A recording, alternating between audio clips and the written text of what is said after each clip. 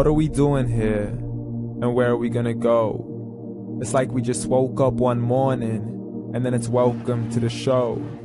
Don't ask any questions, just go with the flow. Make as much money as you can, and try your best not to get broke. Copy everything you see on the TV, from the hairstyles to the clothes, and don't think too often, just do exactly as you're told. And if you ever get confused, then just turn towards the alcohol. You'll still hear your thoughts, then just turn up the radio as you learn to live a lifestyle of drugs, sex, and rock and roll. But in all honesty, I just need to know, is there more to the cycle than growing and getting old? Living and dying just to leave behind a happy home and a whole lot of property that somebody else is going to own.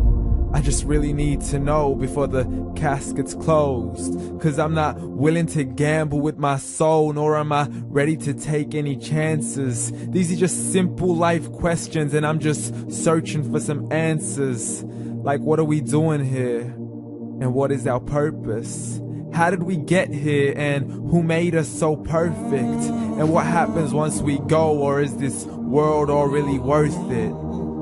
Questions we don't answer because apparently we don't really have to. There's no purpose to this life and our existence is merely natural. Then in that case, please let me ask you, did you create yourself, or was it somebody else who had fashioned you? 'Cause you're a being that's impeccable, faultless and unparalleled. You're a product of supreme intelligence, and I'm merely being rational. For there isn't a camera on this earth that can come close to the human eye, nor a computer that can compete alongside the human mind. And if the whole world was to come together, we wouldn't be able to create a single fly. So many signs, yet we still deny.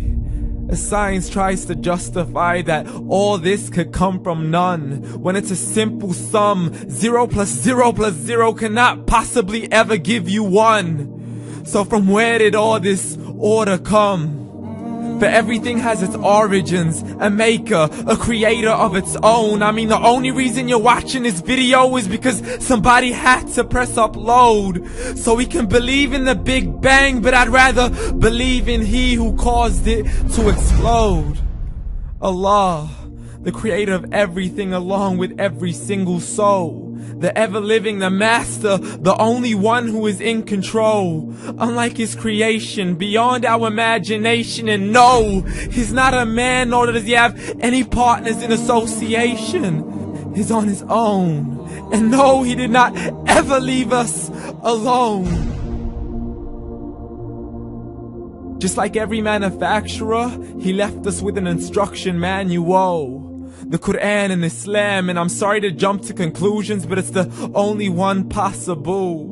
The only definition of God is the one and only supreme being. It's logical. A book with 0 contradictions, with miracles that are both scientific and historical, all revealed over 1400 years ago. Like the detailed description of the human embryo. The descriptions of the human embryo in the Quran cannot be based on scientific knowledge in the 7th century. To the mountains as pegs holding firm the earth below, and the 2 seas that don't mix in a complete separate flow. To the planets in orbit, alternating night and day as they stay in flow. The expansion of the universe and the creation of everything from H2O.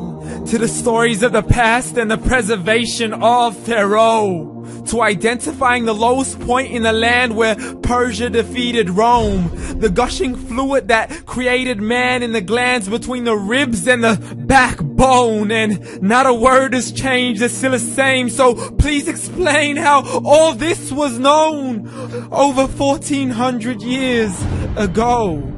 To a man who couldn't read or write, as he would recite whatever the angels spoke.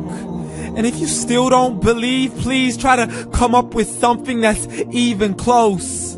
But you can't, so we took God as a mockery and his messengers as a joke. Muhammad could not read or write. How's somebody who can't read or write gonna start a religion? Dismissed his scriptures as legends and tales of the ancient folk, as we live life according to our whims, desires, and hopes. saying this life is the only home we will ever know. We will live then die, then simply turn to bones. YOLO!